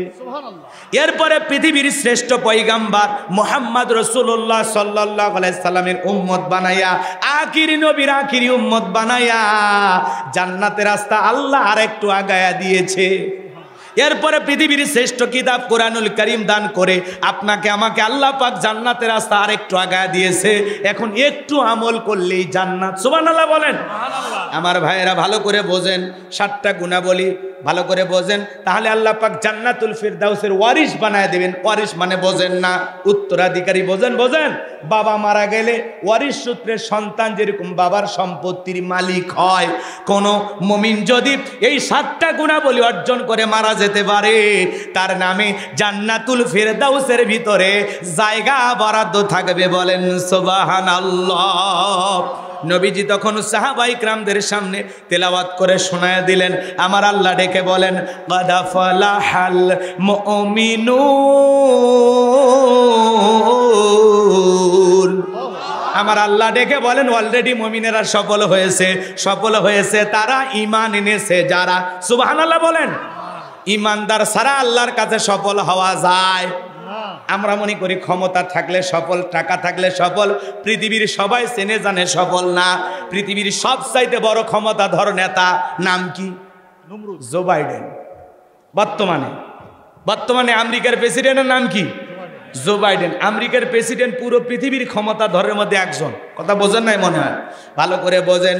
পুরো পৃথিবীর ক্ষমতাধর ব্যক্তির মধ্যে একজন হলো জো বাইডেন। ভালো করে বোঝেন। সে যত বড় ক্ষমতাধর হোক, আপনাদের এলাকায় একটা বাজারের নাম বলেন। বরিয়ারহাট বাজার। এলাকায় মনে করেন কাঁচা তরি তরকারি বিক্রি করে, আল্লাহর বান্দা সবজি বিক্রেতা। আজান দেওয়ার পরে মসজিদে গিয়ে যদি মাথা টানত করে আল্লাহকে সিজদা দেয়, পৃথিবীর বড় নেতা জো বাইডেনের সে ওই বরিয়ারহাটের কাঁচা তরি তরকারি বিক্রি করা সবজি দোকানদার ইমানদারের দাম আল্লাহর কাছে কম না বেশি? আরো জোরে। তার মানে কি? যত বড়ই ক্ষমতাদার হোক, যদি লোকটা বেঈমান হয় আল্লাহর কাছে কোনো দাম নাই। ঈমান আছে যার, আল্লাহর কাছে দাম আছে তার। ওই যে উত্তর কোরিয়ার প্রেসিডেন্ট কাটিং মারামাল কিম জং দেখেন নাই? এরপরে এই যে খেয়াল করেন ভারতের দাদা, আবার রাশিয়ার প্রেসিডেন্ট পুতিন। এরা যত বড়ই ক্ষমতাদার হোক না কেন, বাংলাদেশের একজন ভিক্ষুক, কথা বোঝেন নাই, রিক্সা চালায়, ভ্যান চালায়, লোকটা যদি ইমানদার হয়, আজান দেওয়ার পরে মসজিদে গিয়ে মাথা নত করে আল্লাহকে সিজদা দেয়, পৃথিবীর বড় নেতাদের চাইতে ওই ইমানদার রিক্সা চালকের দাম কম না বেশি? ভালো করে বোঝেন। এজন্য ভিক্ষুক হয়েও বাংলাদেশের ময়মনসিংহ 30 উপজেলার মধ্যে আল্লাহর এক বান্দা ভিক্ষুক, মানুষের দ্বারে দ্বারে ভিক্ষা করে, সে এইবার এমপি পদপ্রার্থী। কথা কয় না? একজন ভিক্ষুক টাকা জমাইছে, ওইটা দিয়ে ব্যানার বানাইছে, টাকা পয়সা জমা দিয়েছে, স্বতন্ত্র পদপ্রার্থী হিসাবে এইবার এমপি নির্বাচন করতে চায়। বলে আমি ভিক্ষুক হলে আমার মনের মধ্যে বাসনা, জনগণ যেভাবে ভিক্ষা দেয়, যেভাবে আমার ভালোবাসা দেখায়, যদি ওই ভালোবাসার ঠেলায় একবার ভোট দেয়। কথা কয় না কেন? ভিক্ষুক হইলে মনটা ভালো, চেহারাটা মাশাআল্লাহ, বলা যায় না বাজান। যুগের পরিবর্তন, কখন কোন মানুষ কোথায় যাবে এটা বলা যায়? কথা বলেন না কেন? ভিক্ষুকেও ক্ষমতার মালিক বানায় দিতে পারেন কে? ময়মনসিংহ 30 জেলায় আল্লাহর বান্দা ভিক্ষুক এমপি নির্বাচন করতেছে বাজান। মনের মধ্যে বাসনা এমপি হয়ে জনগণের সেবা করতে চাই। তার মানে কি ভিক্ষুকেরও ক্ষমতায় যাওয়ার কথা কয় না? চাচা চৌকিদার, ওই যে নাটোরের এক চৌকিদার এসকেন আলী না কি না, ওই চৌকিদার বলতেছে আমিও এমপি পদপ্রার্থী হব। তাহলে চৌকিদার ভিক্ষুক সবাই একটু এমপি হবার চায়, নেতা হবার চায়। কথা কন ঠিক কি না বাজান গো? তার মানে কি বোঝেন না? বোঝেন না, বুঝান লাগে। কথা কয় না কেন? তাহলে সবার একটু আশা আছে না নাই? একটু বসবো কোথায়? চেয়ারে। কথা কন ঠিক কি না বাজান গো? আল্লাহ যদি কাউকে ক্ষমতার আসনে বসায়, সম্মান দেওয়ার মালিক কে? তাহলে আমি আপনাদের উদ্দেশ্যে যে কথা বলতে চাচ্ছিলাম, ঈমান আছে যার, আল্লাহর কাছে দাম আছে তার। ঈমান নাই, কোনো বেঈমানের দাম আল্লাহর কাছে নাই। কথা বলেন ঠিক কিনা? বেঈমানদের লাফালাফি মাতবাড়ি দুনিয়াতে শেষ, পরকালে সবগুলো পিটাইয়া জাহান্নামে ফেলে দেবেন কে? আর ঈমানদাররা দুনিয়াতে সফল, আখিরাতে সফল। জোরে বলেন না সুবহানাল্লাহ। এজন্য আল্লাহ রাব্বুল আলামিন বলেন কদ আফলাহাল মুমিনুন, অবশ্যই মুমিনেরা সফল হয়েছে। অলরেডি মুমিনেরা সফল হয়েছে। সফল হয়েছে তারা ঈমান এনেছে যারা। ঈমানদার ছাড়া সফল হওয়া যাবে? কথা বোঝেন? বোঝেন? আপনি আমি সবাই ঈমানদার নাকি সন্দেহ আছে? জোরে বলেন, সন্দেহ আছে? তাহলে ভালো করে বলেন। আমি শুধু বলবো ঈমান এনেছে যারা, আপনারা বলবেন সফল হয়েছে কারা? কথা কোন? ঈমান এনেছে যারা, সফল হয়েছে তারা। বলতে পারবেন তো ইনশাআল্লাহ? বলেন ঈমান এনেছে যারা, বলেন ঈমান এনেছে যারা। আল্লাহর কাছে দামি বান্দা কারা? ঈমানদার বান্দা যারা। আল্লাহর কাছে দামি বান্দা কারা? ঈমান আছে, আল্লাহর কাছে আপনার দাম আছে। চেহারা কালো হোক, হন না গরিব, দেখতে হন না কালো, চেহারা যেমনই হোক, আপনার ভিতরে ঈমান আছে, আল্লাহর কাছে আপনার দাম আছে। সুবহানাল্লাহ বলেন। তাহলে ঈমানদাররা দামি কার কাছে? আরো জোরে বলেন, ভালো করে বোঝেন। এই জন্য আল্লাহ বলেন কদ আফলাহাল মুমিনুন, অবশ্যই মুমিনেরা সফল হয়েছে। বাজান গো, আপনাদের উদ্দেশ্যে ছোট্ট একটা প্রশ্ন করি, ভালো করে বোঝেন। একটা অমুসলিম জোহরের নামাজের পূর্বে ঈমান গ্রহণ করেছে, ওই ব্যক্তির উপর জোহরের নামাজের, কথা কয় না, জোহরের নামাজ আদায় করা কি? আরো জোরে। কেউ যদি আসরের নামাজের পূর্বে ঈমান গ্রহণ করে, তাহলে ওই ব্যক্তির উপর আসরের সালাত আদায় করা কি? আরো জোরে বলেন। এই জায়গা আল্লাহ তাআলা বলেন মুমিনদের 7টা গুণাবলী নিয়ে যখন আলোচনা করলেন, আল্লাহ বলেন কদ আফলাহাল মুমিনুন, অবশ্যই মুমিনেরা সফল হয়েছে। অলরেডি মুমিনেরা সফল হয়েছে। মুমিন বান্দাদের 7টা বৈশিষ্ট্য নিয়ে আল্লাহ যখন আলোচনা করলেন, আমার আল্লাহ 1 নাম্বার সালাত দিয়ে শুরু করলেন। বলেন সুবহানাল্লাহ। মুমিন জীবনের সবচাইতে গুরুত্বপূর্ণ ইবাদতের নাম হলো সালাত। সালাত, সালাত। কথা বলেন ঠিক কিনা? এই জন্য বাজান খালি মসজিদ সুন্দর বানাইলে হবে না। এই মসজিদে যারা নামাজ আদায় করবে তাদের অন্তরও সুন্দর হওয়া দরকার আছে না নাই? খালি মসজিদে নামাজ তাকওয়া না, ওই জায়গায় যারা নামাজ আদায় করবে তাদের অন্তরে তাকওয়া থাকার দরকার আছে না নাই? এজন্য আল্লাহ পাক মুমিন বান্দার 1 নাম্বার গুণাবলী শুরু হয়ে গেল। যুবক রে, এই 1 ঘন্টা হয়েছে ভাই, আপনারা এরকম কে দোয়া করবেন? বারবার বলি নাই, আপনারা বিরক্ত হলে আমাকে খালি বলবেন, দোয়া করে দেব। যে কোনো একটা আলোচনার আগে 8 ঘাট বেঁধে নেওয়া লাগবে। কথাগুলো খুবই গুরুত্বপূর্ণ। যদি আপনার কাছে ভালো না লাগে একবার বলবেন, কারণ আমি যত তাড়াতাড়ি ছেড়ে দেবো এটা আমার জন্য উপকার। কারণ এই ছেলে পেলে এমনি অলরেডি আমাকে অনেক ভালোবাসা দেখাইছে। কারণ এরা করছে হুজুর আপনি ওয়াজ কম করলে হবে, আপনি দেরি করে তুলে দেবো, সমস্যা কি? কথা বোঝেন নাই? আপনারা ওটা বাসা করবেন, আমি দোয়া করে দেব। আর যদি বলেন হুজুর কোন, আমরা একটু শুনি, শুনে যান, কাজে লাগবে। হই হুল্লার করে লাভ নাই। দেখা যাচ্ছে আপনি কোরআন শুনতে ভাল লাগে না, ঘটনা কিচ্ছা কাহিনী শুনবেন, তাহলে তো হবে না। তাফসির শুনবেন না ঘটনা শুনবেন? তাফসির শোনেন, বোঝেন আগে, আগে বোঝেন তারপরে ঘটনাও দিবেন, তাফসিরও দিবেন। এই তো আসল কথা বলছে, দেখছেন? আসল কথা বলছে যে হুজুর দুটোই লাগবে, কারণ একটা আমরা বুঝবো না, তাই না?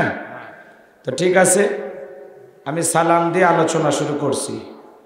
আসসালামু আলাইকুম ওয়া রাহমাতুল্লাহি ওয়া বারাকাতুহু।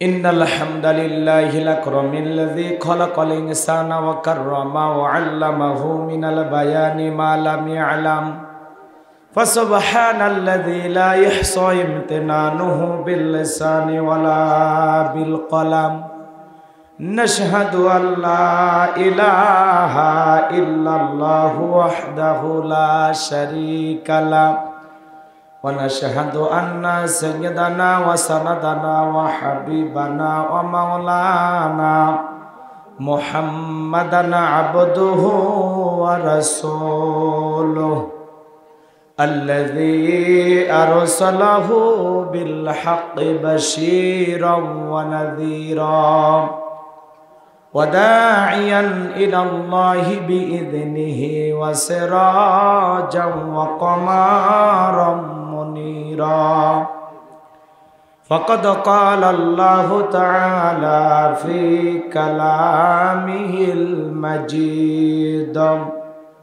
وفي فرقانه الحميد সকলে জবান ছেড়ে মোহাব্বতে আওয়াজ দে পড়ুন আউযু বিল্লাহি মিনাশ শাইতানির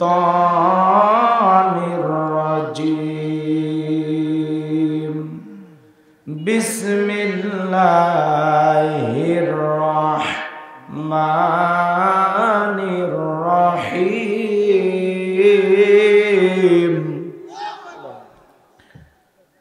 قد أفلح المؤمنون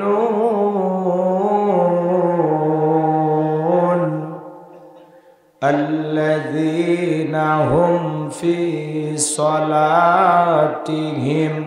خاشعون صدقت يا رب العالمين وعن أبي هريرة رضي الله تعالى عنه قال قال رسول الله صلى الله عليه وسلم الدنيا سجن المؤمن وجنة الكافر رواه المسلم وقال تعالى في شان حبيبي إن الله وملائكته يصلون على النبي يا أيها الذين آمنوا صلوا عليه وسلموا تسليما شكل درود إبراهيم পড়ুন اللهم صل على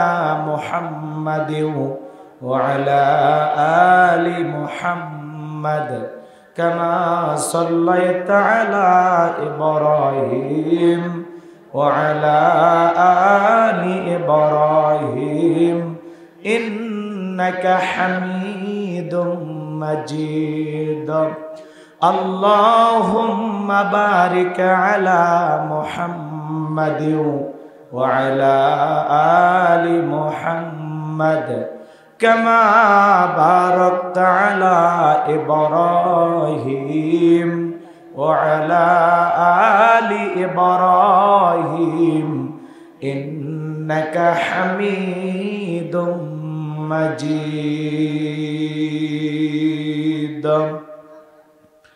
শুধু ঘোষ আর অবিচার অন্যায় আর ব্যভিচার নারী ধর্ষণ মানুষ খুনে কাঁদেছে বাংলার জমিন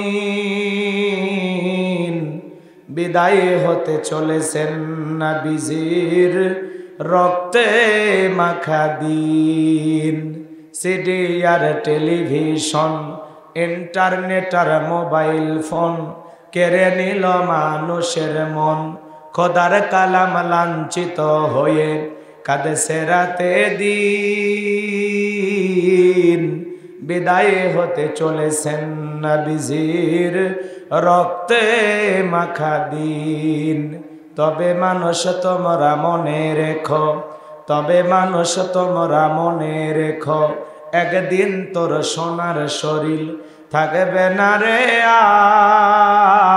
আর মাটির দেহ মাটির মাঝে মিশবে রে ধোলাই কিসের টাকা কিসের বাড়ি ও তুমি কিসের করো জমিদারি সঙ্গে তোমার কেউ যাবে না পুরুষ কিংবা নারী, বটবৃক্ষে কুলসমহল কে দিল রে লতার গাছে কদু, মৌমাছিরা কার আদেশে মৌসাকে দেয় মধু, শিমুল গাছে কে দিল রে নরম নরম তুলা, চৈত্র মাসে কার আদেশে জমিন মাঝে ধুলা, কে বা হলো দিবারাত্রি দক্ষিণা হিমেল বায়ু, কোথা থেকে পেলি রে তুই তোর জীবনের আয়ু, কে বা দিল তোর মুখে হাসি অথয় মধুর কথা, কেমনে রে তুই বুঝতে পারিস আপন জনের ব্যথা, মাঠের তরে কে বিশাল সবুজ শ্যামল ছবি,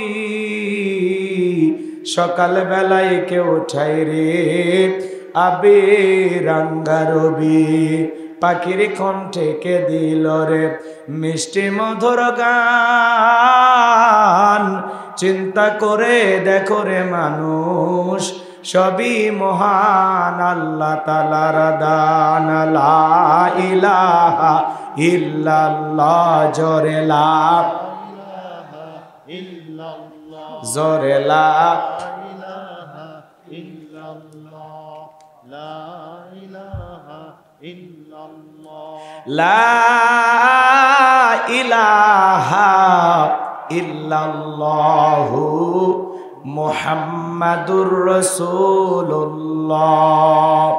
জবান সরে এক বাক্যে পড়ছি সাল্লাল্লাহু আলাইহি ওয়াসাল্লাম। বাংলাদেশের ঐতিহ্যবাহী বগুড়া জেলার শিবগঞ্জ থানার অন্তর্গত গোকুল দক্ষিণপাড়া জামে মসজিদের উন্নয়ন কল্পে আজকের এই বিরাট তাফসীরুল কোরআন মাহফিলের সম্মানিত সুযোগ্য অনারেবল প্রেসিডেন্ট জনাব আলহাজ মাওলানা মোহাম্মদ আনিসুর রহমান লিটন, আল্লাহ পাক তারে গোলামকে হায়াতে তৈয়বা সেতে কুলিয়া দান করুন, সকলে বলুন আমিন। আজকের প্রোগ্রামের প্রধান অতিথি জননেতা জনাব তহিদুর রহমান মানিক সাহেব, আল্লাহ পাক তারে গোলামকে হায়াতে তৈয়বা সেতে কুলিয়া দান করুন, জনগণের খেদমতের জন্য আদর্শবান নেতা হিসেবে কবুল করুন, সকলে বলুন আমিন। আজকের প্রোগ্রামের বিশেষ অতিথিবৃন্দ, আমন্ত্রিত অতিথিবৃন্দ, অন্যান্য অতিথিবৃন্দ, আলোচনা রেখে ধন্য করেছেন মাওলানা মোহাম্মদ জহিরুল ইসলাম জহির, কথা বলেছেন মাওলানা মশিউর রহমান, কথা বলেছেন বিশিষ্ট ইসলামী চিন্তাবিদ, আন্তর্জাতিক খ্যাতিসম্পন্ন মুফাসসিরে কোরআন, সুমিষ্টভাষী মাওলানা মুর্শিদুল আলম মুর্তজা সাহেব দামাত বারাকাতুহু আলিয়া। আল্লাহ পাক প্রিয় ভাইয়ের জবানকে দ্বীনের জন্য, ইসলামের জন্য, কোরআনের ময়দানের জন্য কবুল করুন, সকলে বলুন আমিন। মাগরিব থেকে এখন পর্যন্ত যত উলামায়ে কেরাম, যত দ্বীনের দায়ীরা কথা বলেছেন, আল্লাহ সকলের জবানকে দ্বীনের খেদমতের জন্য কবুল করুন, সকলে বলুন আমিন। মঞ্চে উপস্থিত সম্মানিত উলামায়ে কেরাম, সামনে বসা পিতৃ সমতুল্য মুরব্বী বাবাজিরা, কলিজার টুকরা প্রাণপ্রিয় যুবক ভাইয়েরা, ছোট্ট ছোট্ট সোনামানিকেরা, পর্দার আড়ালের সম্মানিত অবলা সরলা আবেদা সালেহা মা ও বোনেরা, প্রশাসনের সম্মানিত পুলিশের ভাইয়েরা, ডিবির ভাইয়েরা, জাতির বিবেক প্রিয় সাংবাদিক বন্ধুগণ, বিভিন্ন রাজনৈতিক দলের সম্মানিত নেতা কর্মী ভাইয়েরা, সবাইকে নিয়ে আরেকটি বার সালাম দিচ্ছি। আশা করছি সকলে সালামের জবাব জোরে সোরে দেবেন। আসসালামু আলাইকুম ওয়া রাহমাতুল্লাহি ওয়া বারাকাতুহু। আমরা শুকরিয়া আদায় করতেছি সেই মহান মনিবের দরবারে, আল্লাহ পাক সুবহানাহু ওয়া তাআলা অত্যন্ত দয়া করে, করুণা করে, মায়া করে, মহাব্বত করে, ভালোবেসে, পছন্দ করে, অত্র এলাকা থেকে কোণে কোণে গুণান্বিত করে, যাচাই বাছাই করে, শুধুমাত্র কেবলমাত্র কোরআনুল কারীমের মহাব্বতে আজকের মাহফিলে আসার বসার সুযোগ করে দিলেন। সে মহান রবের দরবারে সিজদা অবনত চিত্তে কালিমাত শুকর আদায় করে পড়ছি আলহামদুলিল্লাহ। লক্ষ কোটি দরুদ সালাম মানবতার শ্রেষ্ঠ বন্ধু বিশ্বনবী বিশ্বনেতা জেনবী আইয়ামে জাহিলিয়াতের যুগে আগমন করে অসভ্য মানুষগুলোকে সভ্য বানিয়েছেন, অভদ্র মানুষগুলোকে ভদ্র বানিয়েছেন, কোরআন নামের সংবিধান দিয়া, কোরআনের রাজ কায়েম করে সোনালী যুগ উপহার দিয়া মদিনার পাক ভূমিতে শায়িত আছেন। সে রাসূলের প্রতি কলিজা ভরা মহাব্বত নিয়ে পড়ছি দরুদ সালাম, সকলেই পড়ুন সাল্লাল্লাহু আলাইহি ওয়াসাল্লাম। সম্মানিত ভাইরা, আজকের প্রোগ্রামে আসতে পেরে বসতে পেরে আপনারা খুশি না বেজার? আলহামদুলিল্লাহ। কারা কারা বেজার দুহাত তুলে দেখান তো দেখি। আলহামদুলিল্লাহ। বগুড়ার মানুষ চালাক না হইয়া পারে, শ্রোতারা যদি চালাক হয় ওয়াজ করে শান্তি পাওয়া যায়। কইতে কলিকাতা বুঝে নাই। আজকের প্রোগ্রামে আসতে পেরে বসতে পেরে কারা কারা খুশি, মুখে নিয়ে হাসি, আওয়াজ দে বেশি। আল্লাহ নামের এমন একটি স্লোগান দেবেন, এলাকায় যদি কোনো বাতিল শক্তি থাকে ওদের কলিজায় যেন কম্পন সৃষ্টি হয়, এমন আওয়াজ তুলতে রাজি আছেন যারা? বীর মুসলমানের মতো দুটি হাত টান টান করে তুলে দেখান তো তারা। লিল্লাহে তাকবীর, লিল্লাহে তাকবীর। আল কোরআনের আলো, আল হাদিসের আলো, দুনিয়ার মুসলিম। আমার নেতা তোমার নেতা, আমার নেতা তোমার নেতা। লিল্লাহে তাকবীর। আল কোরআনের আলো, আল হাদিসের আলো, দুর্নীতির আলো। হাতটা এভাবে নাড়া দেন তো, মাশাআল্লাহ, মারহাবা। আস্তে কারণ নাকে যেন লাল। হাত নামান। অনেকে ঝোঁকে তালে বলে ফেলেছেন দুর্নীতির আলো ঘরে ঘরে জ্বালো। বাংলাদেশে দুর্নীতি দমন কমিশন আছে না নাই? এরপরে দুর্নীতি কমেছে নাকি ডিজিটাল কাজে বেড়ে চলেছে? দিন যত করাচ্ছে দুর্নীতির পাল্লা তত ভারী হচ্ছে। কথা বলেন ঠিক কিনা? আমরা চাই আমাদের এই প্রিয় মাতৃভূমি বাংলাদেশ দুর্নীতি মুক্ত আল্লাহ কবুল করুন, চিল্লা বলুন আমিন। আমরা চাই আমাদের বাংলাদেশ মাদক মুক্ত আল্লাহ কবুল করুন, চিল্লা বলুন আমিন। আমরা চাই আমাদের বাংলাদেশ যৌতুক মুক্ত আল্লাহ কবুল করুন, চিল্লা বলুন আমিন। আমরা চাই আমাদের বাংলাদেশ নাস্তিক মুক্ত আল্লাহ কবুল করুন, চিল্লা বলুন আমিন। সম্মানিত ভাইয়ের আমার, ভূমিকায় লম্বা কথা নয়, সরাসরি মূল আলোচনায় প্রবেশ করতে চাই। তারপরে দুই একটি কথা না বললেই নয়। আমরা যত জায়গায় কোরআনের কথা বলতে যাই বলে হুজুর সাবধানে আলোচনা করবেন, ভুলে যাবেন এলাকা কার। ওদের কথার সাইজ শুনে মনে হয় এলাকা ওদের বাবার। কথা বলে না কেন? আমি করব ওয়াজ, আপনারা দেবেন আওয়াজ, জবাব দিবেন ঠিক ঠিক, আলোচনা হবে কমপ্লিট। শ্রোতাদের স্পিরিটে বাড়ে, বক্তার হিট, আলোচনা হবে জায়গা মতো ফিট। কথা বলা লাগবে, পারবেন তো ইনশাল্লাহ? আপনাদের আওয়াজ বলে দেবে এই জায়গায় নরম কথা চলবে না গরম কথা চলবে। হ্যাঁ, আওয়াজ দিয়ে বুঝান লাগবে যে আমরা পুরুষ মানুষ। আপনাদের আওয়াজ যদি মহিলারা শোনে গুনাহ হবে নাকি? তাহলে আমরা যে পুরুষ, একটু নড়ে চড়ে বুঝান লাগবি তো। পারবেন তো ইনশাল্লাহ? হ্যাঁ, অনেক জায়গায় ওয়াজ করতে গেলে বলে হুজুর ওয়াজ যা করবেন করবেন, খবরদার রাজনীতির কোনো আলোচনা করবেন না। আপনারাই বলেন তো আমার বাড়ি কোন জেলা? গাইবান্ধা। গরিব এলাকায় বাড়ি দেখে আমার জেলার নামটা নিতে আপনাদের কষ্ট হচ্ছে। একটু জোরে বলেন না, আমার বাড়ি কোথায়? আমি আসছি কোন জেলায়? বিশ্বাস করেন, আমি আমার গাইবান্ধা থেকে আপনাদের এলাকায় এসেছি শুধুমাত্র কোরআনের কথা বলার আশায়। এছাড়া আমার আর অন্য কোনো উদ্দেশ্য নাই। কথা বলেন ঠিক কিনা? আর আমি গাইবান্ধা থেকে আপনাদের এই বগুড়া শিবগঞ্জে রাজনীতি করে আমার কোনো লাভ আছে? আগামী নির্বাচনে এই এলাকার মহিলা মেম্বার পদে দাঁড়ানোর কোনো চান্স আছে? তাহলে আমি কেন এখানে রাজনীতি করব? যদি করাই লাগে নিজের জেলা গাইবান্ধাই করব। কথা বলেন ঠিক কিনা? এজন্য আপনারা টেনশন মুক্ত থাকবেন। আমি আপনাদের কথার সাথে একমত। আমি বাংলাদেশের রাজনীতিক কোনো দলের বক্তা না, আমি রাজনীতিক কোনো বক্তব্য দেব না। I will not any political word because I am not a leader of any political party. কারণ এখানে সব দলের লোক আছে না নাই? এখানে বসে আছেন আওয়ামী লীগ, বিএনপি, জাতীয় পার্টি, জামাত ইসলাম, জাসদ, বাসদ, চরমনা, আরশিদ, আনবেগি, পুরোপুরা, হাটহাজারী ওলামানে জামাত, তাবলিগ, পাবলিক, ওলামা লীগ, গণতন্ত্র গণফোরাম, সুসমাজ, বিকল্পধারা, এলজিবি, বিডিএম, নাগরিক শক্তি, পিপল সোসাইটি, 4 দল, 14 দল, 18 দল, 19 দল, 20 দল, হিন্দুস্তান, বিএনএফ, বাংলাদেশ কংগ্রেস, এ পর্যন্তই থাক। বাংলাদেশে কত দল? আমি কি বোকা দলীয় আলোচনা করব? এই দিক থেকে যদি একটা দলের লোক গুতা মারে, ওই দিক থেকে আর একটা দলের লোক থানায় টেলিফোন করে, আমি হুজুরের অবস্থা ভালো না খারাপ?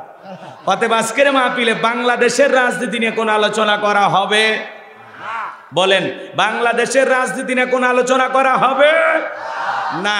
তবে হ্যাঁ, আমি যদি কোনো রাজনৈতিক বক্তব্য দেই, এই পৃথিবীর শ্রেষ্ঠ রাজনীতিবিদ, শ্রেষ্ঠ রাষ্ট্রনায়ক, শ্রেষ্ঠ রাষ্ট্রপতি, শ্রেষ্ঠ সেনাপতি, শ্রেষ্ঠ বৈজ্ঞানিক, শ্রেষ্ঠ দার্শনিক, শ্রেষ্ঠ বাবা, শ্রেষ্ঠ নানা, শ্রেষ্ঠ স্বামী, শ্রেষ্ঠ আদর্শ, শ্রেষ্ঠ মহামানব রহমাতুল আলামিনের মদিনার আদর্শের রাজনীতির কথা বলবো।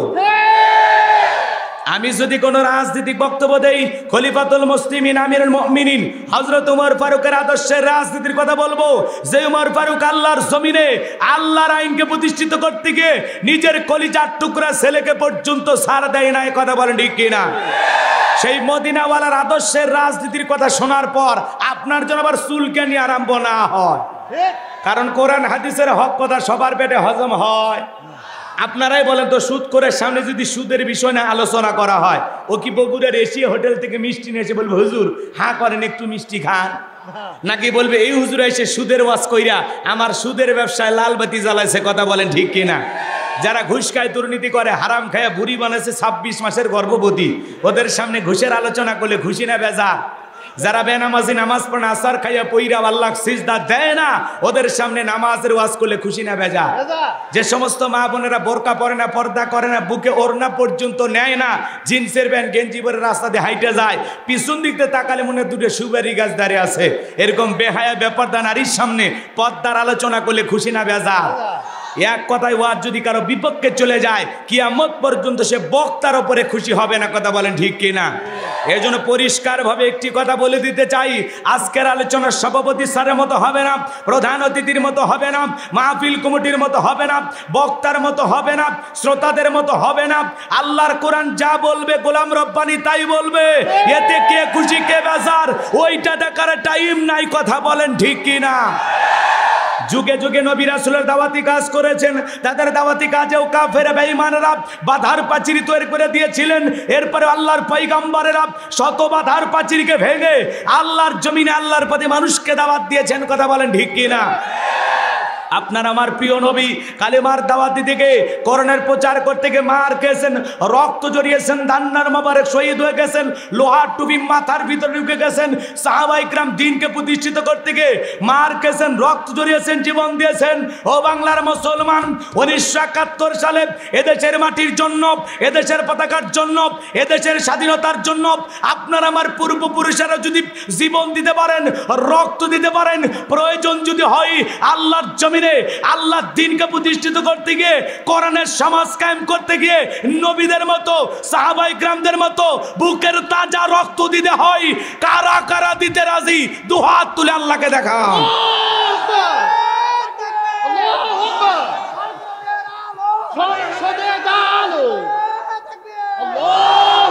লিল্লাহে তাকবীর।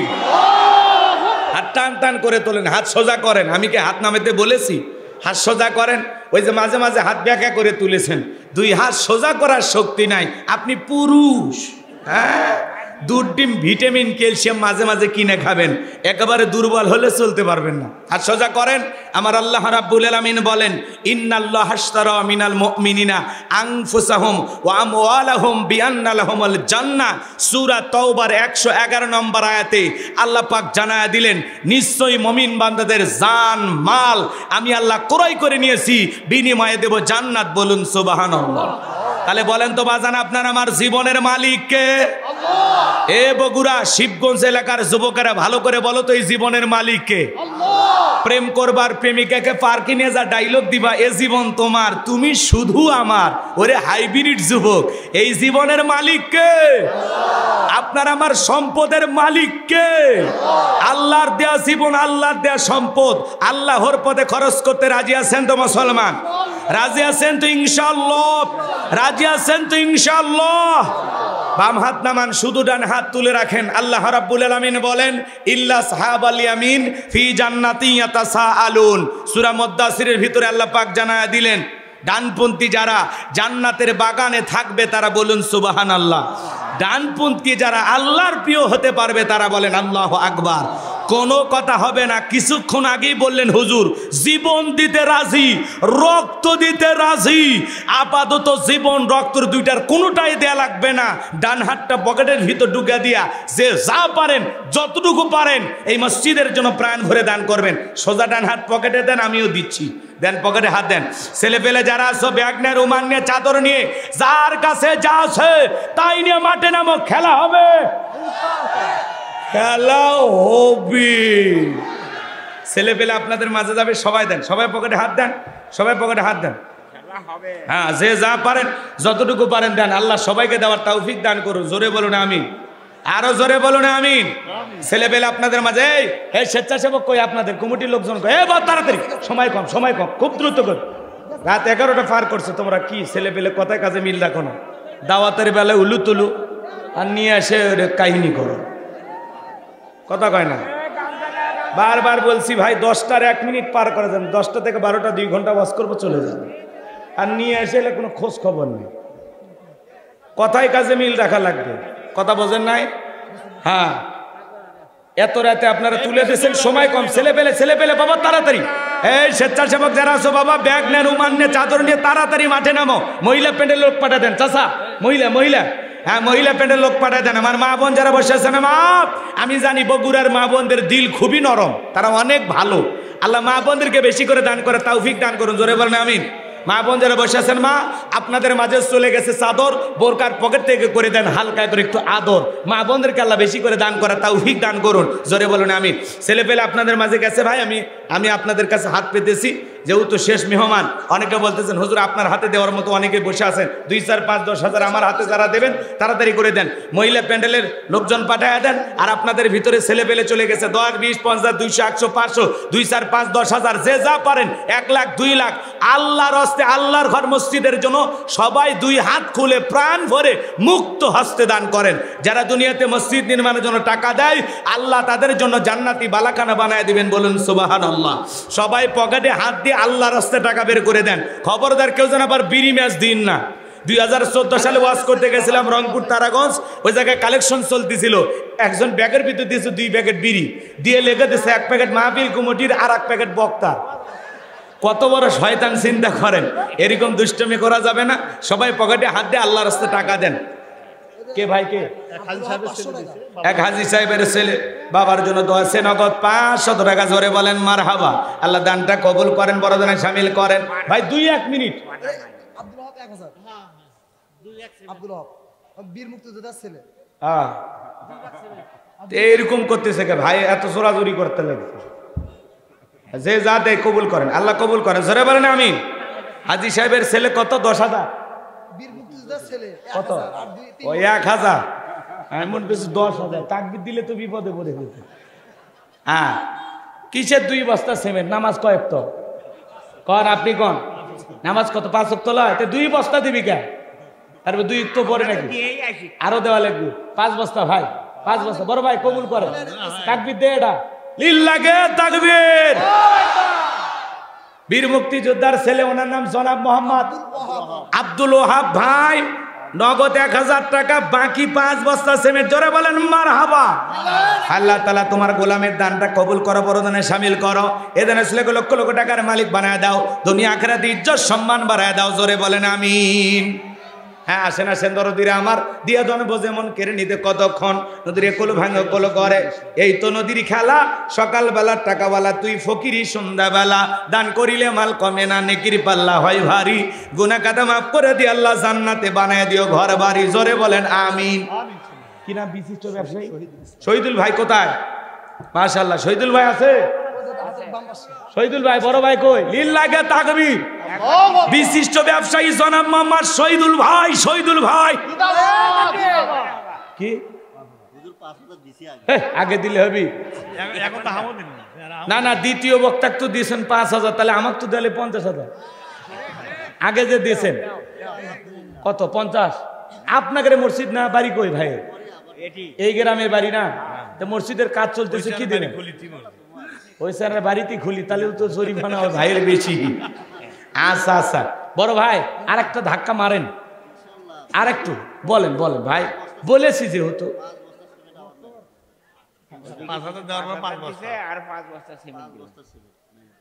বাড়ির ধারে মসজিদে এত কম দিলে হবে, আরো দেবে। আচ্ছা, আব্দুল আজহার ভাই নগদ 1000 টাকা। জোরে বলেন মারহাবা। দানটা কবুল করেন শহীদুল ভাই। যত জোরে তাকবীর দিছি ভাই, 10 বস্তা দেন ভাই। ইনশাআল্লাহ স্বীকার করছে, ইনশাআল্লাহ স্বীকার করছে।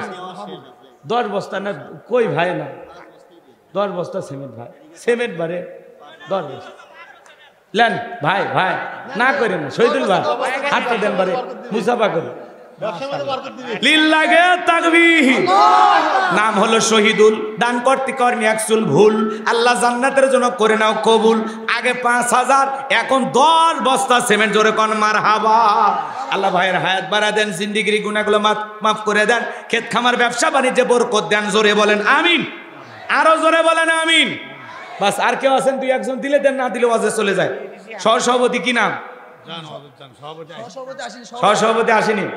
হ্যাঁ, প্রধান পৃষ্ঠপোষক আরো কি কি নাম দেখলাম, এগুলো কই গেল? আচ্ছা, আল্লাহ কবুল করেন, জোরে বলেন আমিন। ছেলে পেলে ব্যাগ নিয়ে রুমাল নিয়ে গেছে, বাবা বের হয়েছো তোমরা?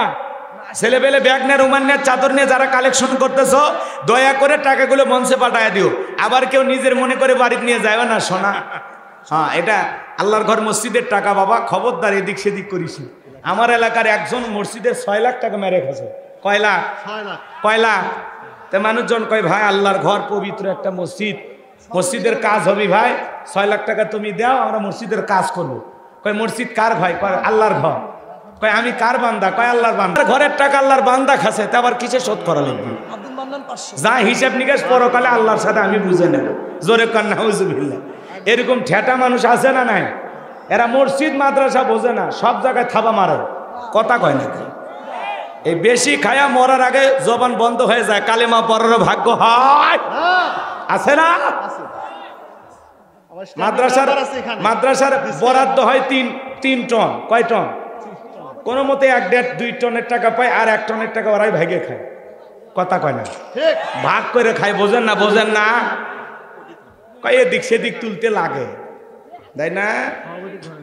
খবর আছে ভাই, এত ধরাধরির সময় নেই, রাত 12টার পরে ধরবো না, ওয়াজ করা লাগবে না। কে খালো? কি খাবো? তোমার সাহস তো সেইবারে। হ্যাঁ, বাড়ি কই তোমার? নয়াপাড়া। এই 100 টাকা কে দিছে? আব্বু দিছে। যাও, ভালো। মাদ্রাসায় পড়ো নি? স্কুলে মাদ্রাসা পড়ো, আল্লাহ কবুল করেন, জোরে বলেন আমি। হ্যাঁ, ছোট্ট বাচ্চা 100 টাকা। 500 টাকা আরো বেশি করে ধরেন। শাহিন ভাই, শাহিন ভাই কই? ব্যবসায়ী, বিশিষ্ট ব্যবসায়ী শাহিন ভাই কই? শাহিন ভাই নগদ 500, বাকি কত? 5 বস্তা সিমেন্ট। কত কত বাকি কি? না 500 দিয়েছেন, বাকি কি? মসজিদের জন্য 2-1 বস্তা সিমেন্ট, যা পারেন বল। 2 বস্তা।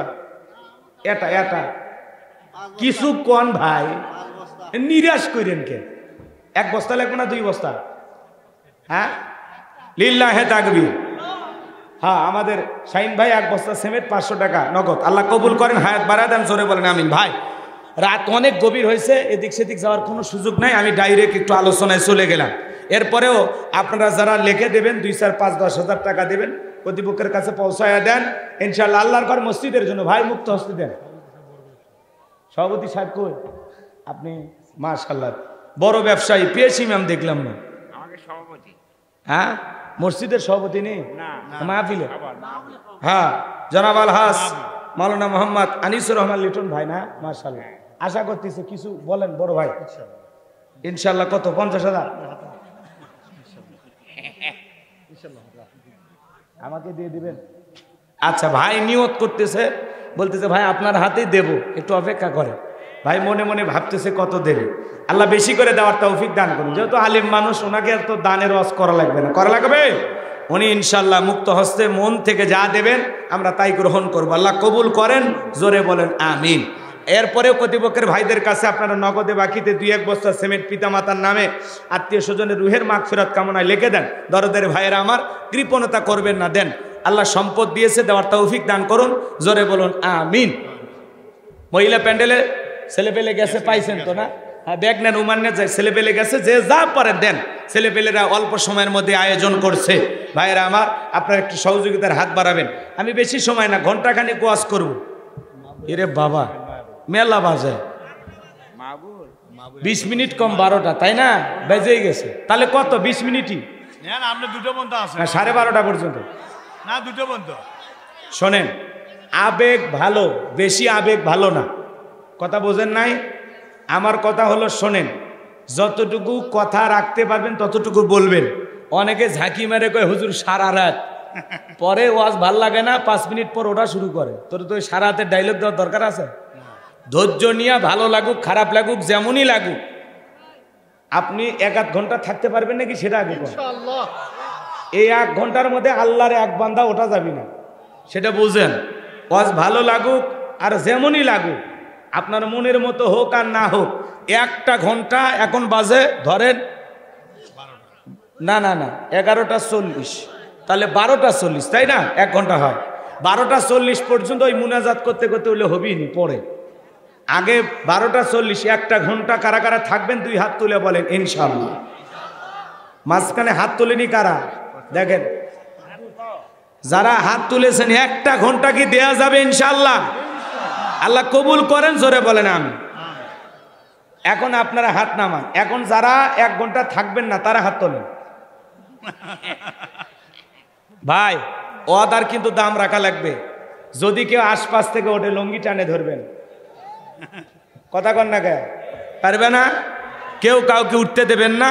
যেহেতু তাফসিরুল কোরআন মাহফিল লেগেছেন, কোরআনের তাফসির এখানে হোক, আপনারা চান না? কথা বলেন না কেন?